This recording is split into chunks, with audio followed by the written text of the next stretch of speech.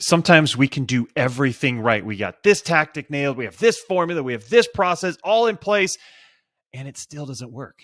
And in those cases, it could be the mindset that you have that's holding you back. It could be that there's something preventing you from really achieving your goals and achieving your dreams. I spoke with Gavi Zeitlin. He's founded the F.I.R.E method, and he goes through exactly what could be holding you back, preventing you from getting where you have to be. He walks us through exact tactics and tips to improve your mindset and get you to a place where you know you can take off and you know you can be successful. This was really powerful. You're going to really like this one. Welcome to SaaS-Story in the Making, the podcast that features the people who made the software world what it is today and the leaders who are shaping the future of technology. Here's your host, Matt Wolach. And welcome to SaaS-Story in the Making. Thank you very much for coming. I am your host, Matt Wolach, and our goal here is to help you scale your software company so you can gain more revenue, get a lot more valuation, and get that dream exit. And I'm super excited here today because I'm joined by Gavi Zeitlin. Gavi, welcome to the show. Hey, Matt. It's awesome to be here. Oh, it's so glad. I'm so glad having you here. It's really going to be a fun chat.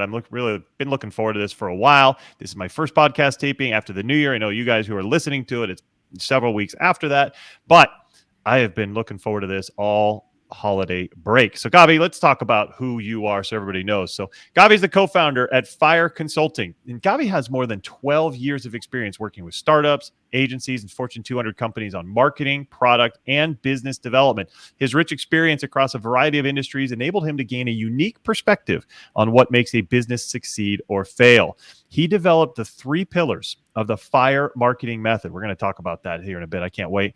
And launched F.I.R.E Consulting to help founders and business leaders sharpen the core of things needed in their businesses to help achieve effortless scale and dominate their markets. He really knows what he's talking about. Once again, Gavi, thanks for coming on the show.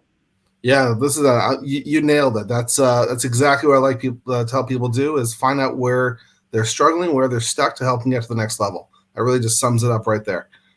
Awesome. Perfect. So tell me about what you've been doing lately and what's coming up for you. Yeah, sure. So, not even lately, if I go back, kind of, let's say to the beginning of my career, I always found I had a very kind of unique perspective going through the various stages of the different companies I was in. So I started out in a startup that was eventually acquired by a Fortune 200 company. It's kind of like a real 180 in terms of just kind of seeing how things are done versus how on one side of the fence versus the other side of the fence.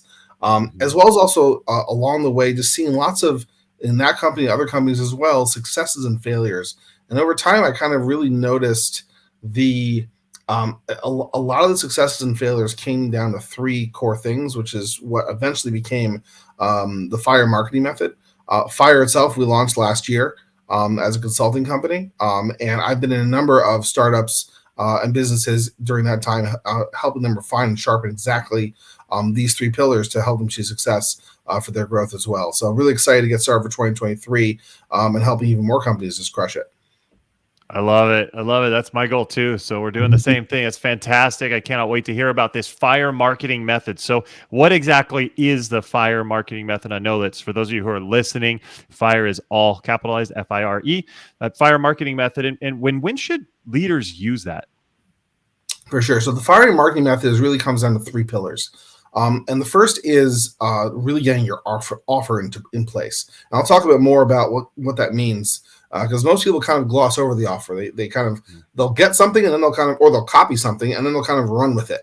And that's kind of pillar number 1 where we really want to focus on that. Pillar number 2 is really building out your middle of the funnel marketing. A lot of people are very into very top of funnel stuff. It's very sexy, it's very cool, but middle of the funnel is where it's at in terms of being able to build a leveraged marketing system to be able to get people who are going to have shorter sales cycles and better retention for your business as well, because you're bringing people into the door who understand your product and your business better and how it's going to work for them when they close. And then the third pillar is mindset. All right, and mindset is, I think, the most important pillar.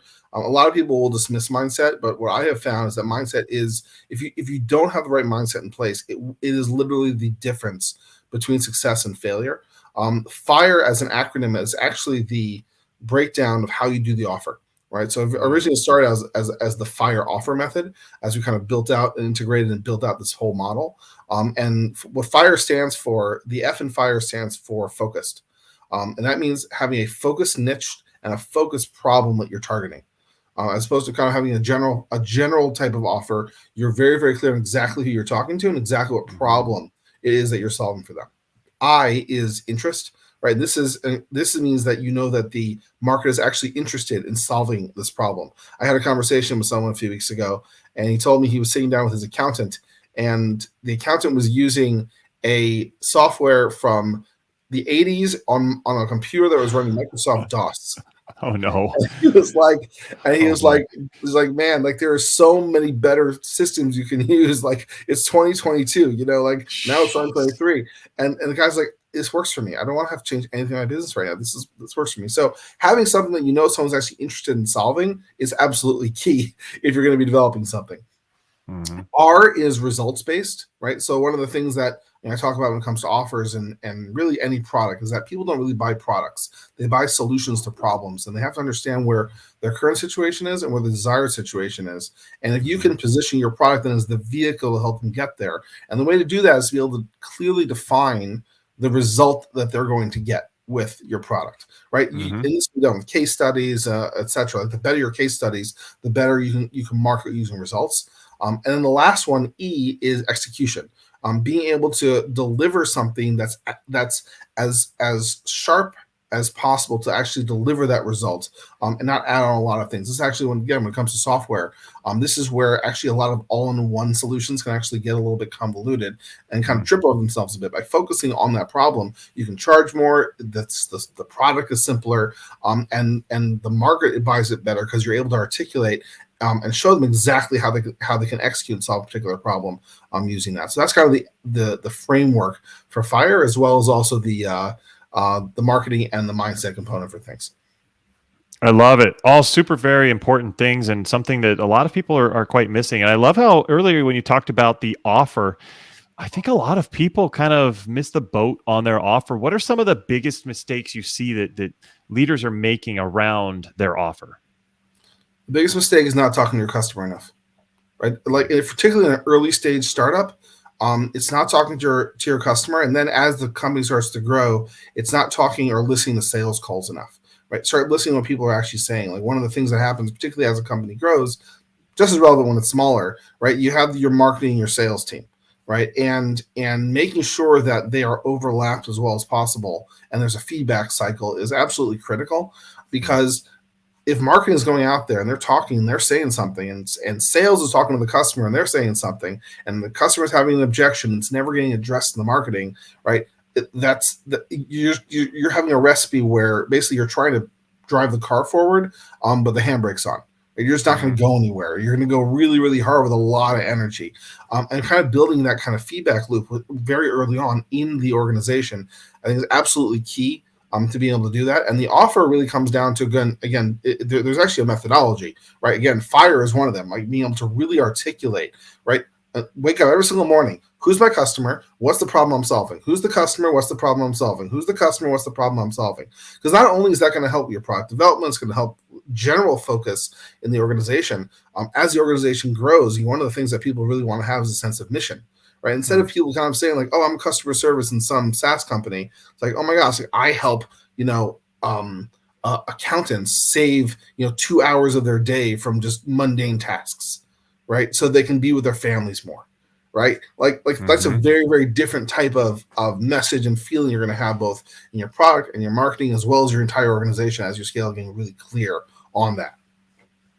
Oh, I think it's super important to get clear on that. And the other thing I thought you touched on, which is really important, a lot of people don't think about, is mindset. And when you think of mindset, why would you say it's super important for a business leader to be in the right mindset? Yeah, so let's just kind of discuss a little bit what mindset is. Mindset is I was always been trying to think of a good acronym for this. So, like I can tell you this: Tony Robbins says that the growth of a business is 80% mindset, 20% tactics. That's how he leverages all sides of it, and I can definitely say that this is true. One of the things I always found fascinating when I was working in corporate was when you can have somebody stand in front of a room with a lot of very senior people and speak with utter confidence about absolutely nothing because they have no idea the details of the subject matter or anything actually related to moving your project forward. And on the flip side, you have the people who are actually involved in the project, know the details, but they don't want to speak up, even though they're the experts, right? That has nothing to do with your skills, has nothing to do with your tactics, has everything to do with your mindset. And what it really comes down to is the identity of who you are. And I'll kind of break that down a little bit more. But like when it comes to like you always have to ask yourself, or you should ask yourself, who am I? And the way your brain works is the brain's always looking for evidence to show that something is true. So usually people will believe in their ability based on what's happened in the past. Okay, based on what happened in the past. So when they get confronted with a challenge, if they're nervous or afraid, they won't confront the challenge. They won't take the action needed. And that's usually exactly what's needed to move something forward. And again, the reason why that happens is because you have the amygdala in your brain, which is controlling the fear area. And as soon as something comes up, it just activates, says, okay, that fear, danger, don't go there. Okay. And the real trick for mindset is being able to identify when I go into that pattern and say, okay, you know what, I decided I'm going to start doing webinars, or I'm going to start doing outreach, or I'm going to start doing something related to partnerships. All of a sudden, it's like, hold on a second, I got to talk to someone on the phone. Right? This person's a real senior person. Am I the kind of person who could talk to that person? All the self-talk just starts. And all of a sudden, it's much easier just to go back and talk to my developers about the next feature of the product that we should be building, right? We'll revert to your comfort zone, revert to fine. And then and kind of where you revert to fine, that's where the death of people and organizations really starts. And and the reason why it's so important for the leader to have this, because everyone below you is they're not going to be pushing, right? You have to be the person who has that mindset to say, you know what, we have that vision of where you want to go to, and you got to pull everyone else along with you. Right. And this is why mindset is so important, because it will literally act as a glass ceiling for the growth of an individual and an organization. It's super critical. I totally agree. You can't have something that's going to be limiting you. When you look at an organization, what are some of the common symptoms that you see in that business or in the leader that show that there's really a lot of mindset work that needs to be done? Yeah, so there's a few places I would look at. So the first one, kind of like the obvious one, would be business metrics. Right? How fast are you growing? Are you growing at 10% a year, or you're not growing, or you're growing at 30, 50, 100% a year, right? And the question usually comes like this: that you could be growing. Maybe you figure out a strategy, you figure out a tactic that's working really, really well. You know how to execute it. It's like you know what? We got our team in place. We know how to address our objections. It's really dialed in. But I noticed that like the average life cycle of our SDR is like 4 months and they leave, right? It's like that's a symptom that you figure out a growth strategy, but there's something unhealthy about the organization. What's going to happen is that you will hit a wall eventually, right? So usually that's where, and that's kind of like the balance though, versus the other side of it, which is that as a business grows, there's always going to be this tug of war between operations, marketing, and sales. Right, operations and marketing and sales are always going to be kind of pulling on each other. But if there's a healthy tug of war there, right? There's a healthy tug, because we're all aligned with achieving the same goal, right? That's where that's healthy tug of war. But it's when people are leaving and people feel frustrated, and or the business just is stuck, right? That's usually where the symptoms start to show up there.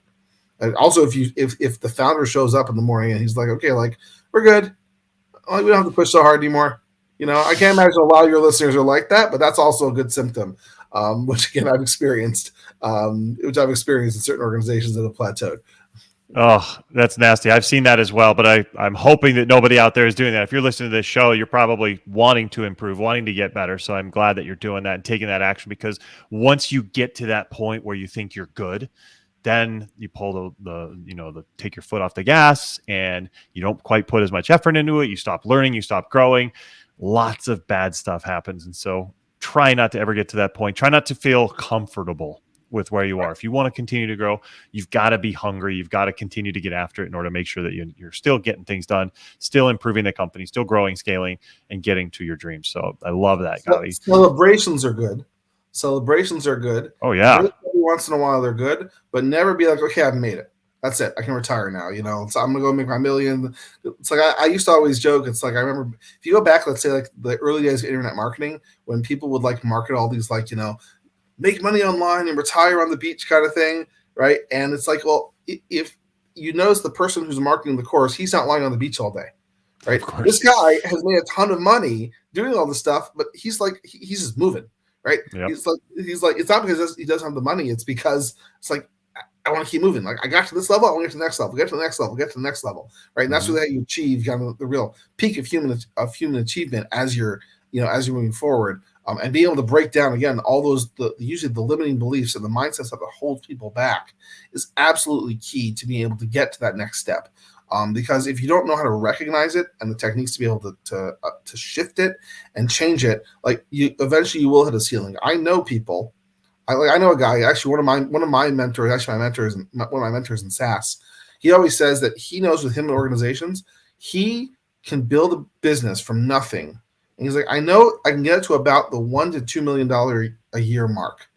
It's like, and then I got to hand it over to somebody else, right? He recognizes where he needs to step out, right? That's also part of it, right? To understand that there's a different skill set that's needed when you're growing a company to become. It's usually about the $1 million mark where you convert from being kind of like the lead salesman in the company for growth to becoming a business operator. It's also, again, it's a wildly different mindset needed. And some people don't necessarily have both those skills. And be able to identify, I think I've hit my peak here. I need to put people in place now who have this expertise. I need to either step back or learn how to operate the business, right? And that's kind of, again, what's in the mindset shift. I love it. It is a shift. And it's something that a lot of people go through sometimes, whether they realize it or not. One of my clients in particular, you just said that he was, the sales guy, and he's doing a great job of it. So great. They needed to grow. So they hired other people on the team and more salespeople. And now he's completely shifted his role from selling to now recruiting and managing people and running meetings. And it's a complete shift. He's making it successfully, but he has said it's been, definitely a transition, and there were some bumps in the road along the way, and you've got to be able to handle that. So it's critical. Right. 100%.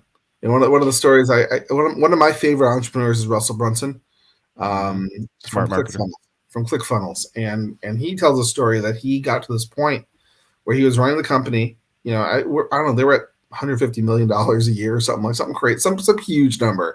And he was like, I'm not my zone of genius anymore. I need to get out of this. And he said, I'm gonna step down as CEO, become chairman of the board, go back to my area, move the company forward, and somebody else is going to come in and run these things. Right. So it happens at all levels.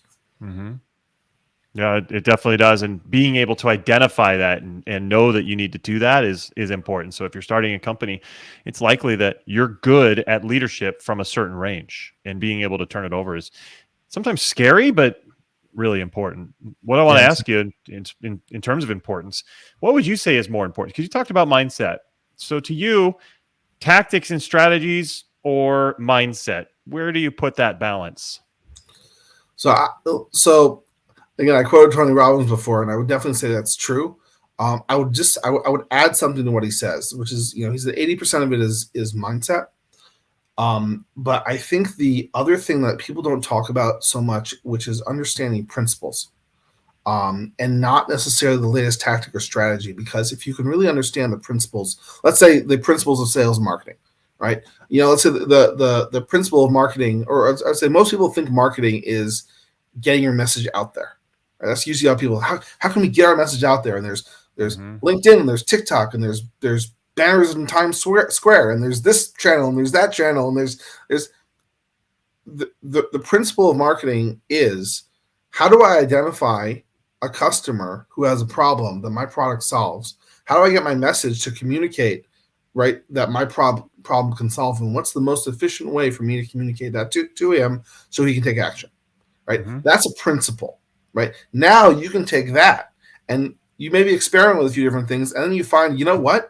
I found that cold email, posting on one social channel like LinkedIn, and webinars is the optimal process for us. And then you focus on optimizing that thing.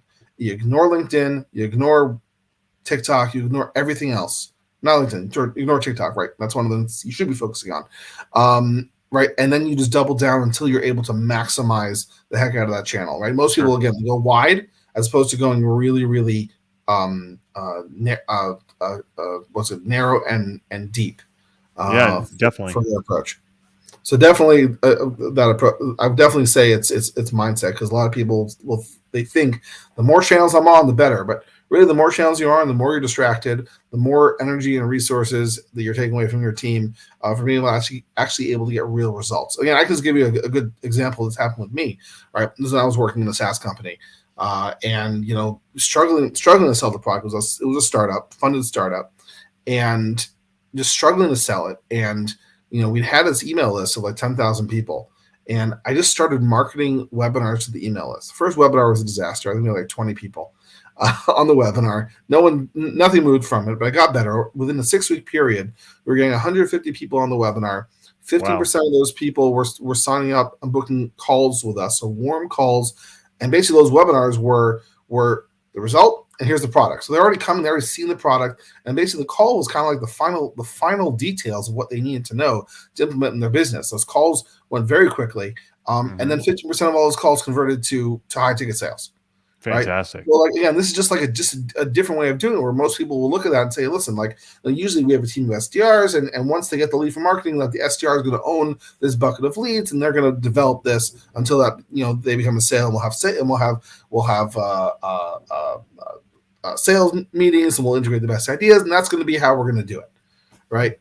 As opposed to let's try something else, right? Let's test something else. If that thing works, we run with it. Otherwise, we're going to double down on the thing that's working for us. I love it. It's so fun when you find something that works. I'm glad you did, and doubling down is absolutely the way to go. Before we go, I want to make sure I hit on some imposter syndrome, because I know you're big on this. How do you identify and overcome imposter syndrome? Just to make sure everybody knows, maybe explain a little bit about what an imposter syndrome is, and then how can you identify that and make sure you overcome it? Sure. So imposter syndrome is, once again, it's being confronted with something you really have to do to take the next level, but your brain is telling you it's not safe. Don't do it. And it's easier to get distracted with something else, right? And just ignore the thing you actually have to do to move forward. And the reason why this happens is because it really has to do with identity. So I'm going to try to go a little bit deep here. So bear with me for a second. It has to do with your identity, right? And it's the internal struggle that happens, which is that if I go and take this action, what does that mean about who I am? Right? More importantly, what does that say about maybe what my family will say about me? Right? Maybe there's stories from the past that are holding you back, keeping you from actually stopping and taking action from doing that. So the most important thing to realize how your brain plays tricks on you, and there's a few steps and things that you can do to kind of really center yourself to get over this. So the first one is you want to get really, really calm, right? So you want to focus. This is why meditation is good. EFT is good. Wim Hof breathing is good. Any whatever your calming method of choice is, it's really important to get calm, because then you get into a state where you're able to really start thinking creatively about the next step. The second thing you want to do is you really want to have a clear vision about who you want to be, let's say in a year's time, 3 years' time, right? And say, this is who I am now. Who do I want to be in 3 years' time? And if this action, this doesn't have to align with who I am today. This is aligned with who I want to be in the future. And then the third technique is what I call game player mode, right? This is where you kind of mentally take yourself out of your head, right? Because the head is where all the problems start. And you basically view yourself as like a third player in like a video game. And you're going to basically direct yourself to take the action needed to move up to the next level in the game. Wow. Right. So these are like the three stages that are kind of the 3 steps you can do to identify and overcome imposter syndrome. Again, get calm, be super clear. Again, you want to sit down and actually write this out. In 3 years, this is going to be my body weight. This is how I dress. This is how much money I'm making. This is what my business looks like. This is what my home life looks like. Get very detailed about that, and don't get focused on who you are today. So you're like, this is who I want to become. Okay, is 100% of it going to become true? Not necessarily, but the point is that it allows you to start directing your actions today that take you out of your image of who you are in the past. Right? You are not who you were in the past. Right, you are who you are today, and who the vision of you are in the future is that you want to move towards. And when you do that, you're going to start reaching out to people who you normally wouldn't have in the past, start creating new opportunities for your business. You'll start putting new systems in place that maybe you've never done before. You'll do something, let's say, like hiring someone. Let's say you've owned the marketing and sales process for the entire first $100,000 of the business in MRR, and then you got to go hire a marketing and sales leader and team to do that. It's like, hold on a second, I have to give this up. But if you actually imagine, hold on a second, I want to be CEO. In 3 years, I'm CEO. I'm not the guy running the marketing campaigns. Mm-hmm. Right? Okay, fine. This aligns with who I want to be. I can let it go now, right? Mm-hmm. And that's how you really work on getting over imposter syndrome, right? And again, like this is obviously in a very, very basic level. I'll usually go pretty deep with people to really identify what those are, so we can just obliterate them, obliterate those limiting beliefs, so they can start using all the tactics and strategies and things they know they need to do to actually achieve the next level in their business without having this old self and all this old baggage and crap holding them back. I love it. That's such great stuff, Gavi. I know we're running short on time, but I want to make sure I get one question to you. What's one piece of advice you would have for early stage leaders who are starting their software company and really looking to grow from a mindset, imposter syndrome perspective? What can you share with them? Yeah, so I would sit down and do that exercise that I said before, right? Like say, like today you have a bunch of tasks in front of you, right? Things you need to do today, right? But be very, very clear. Where do I want to be in 3 years? And when I say like so clear, I want to be like more vivid in your mind than any movie you've ever watched, right? And very clear in your mind, like this is the eventual target that I'm getting to. This is where I'm going, right? And be very, very clear about that. And then allow that image to drive all your actions moving forward. Because again, in the early stages, particularly, like it can be brutal. It can be brutal. Like people are going to say "F you" when you call them, and when you cold call them or send them emails. You're going to do webinars where nobody shows up. You're going to do all these things that could just be like, oh my God, why am I even doing this? Why am I even doing this? But if you have that why, if you have that image so clear in your mind, every hurdle you're going through doesn't matter. Because again, I'll just explain the principle about the reason why is that the brain is always looking for evidence that something is real. And if you will say, oh, I have to do X, Y, Z, or I did something that was a total disaster, the brain comes and says, see, I told you you couldn't do it.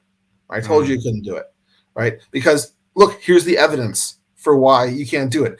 Again, this guy said F you on the call, and you haven't sold anything in a month, right? All these disasters are happening around you. You are a loser. Right? This is the self-talk that comes in, right? But if something does happen, right, and you have that vision of the future, and you're like, oh my gosh, like I closed three sales calls in a row. Like, dude, this is my vision. This is my future happening. I can see it happening. Get really excited, like over the top excited about it. Then that's how you're going to stay focused and really able to move forward to accomplish what you want to accomplish. That's fantastic. Great stuff. I hope everybody takes that to heart for sure. And unfortunately, we are out of time, Gavi. How can everybody get in touch with you? How can they reach you? Yeah, so come check me out on LinkedIn, Gavi Zeitlin. I think my name is spelled out on the screen here, but if you're listening, it's GaviZeitlin. Very active on LinkedIn, so come and connect with me, follow me, say hi, and look forward to learning about your business and seeing what awesome thing that you are building. Very cool. And we'll put that in the show notes as well. So anybody listening, you'll be able to click on that and see that. But this has been great. Gavi, thank you so much for coming in. No problem, man. This is fun. It certainly was. And thank you, everybody, for watching. Thanks for listening. Make sure you're subscribed. Hit the subscribe button so that you do not miss out on any other amazing leaders and thinkers like Gavi. Hit that now so you don't lose any of those cool opportunities. Thank you very much for coming. Thanks for watching. We'll see you next time. Take care.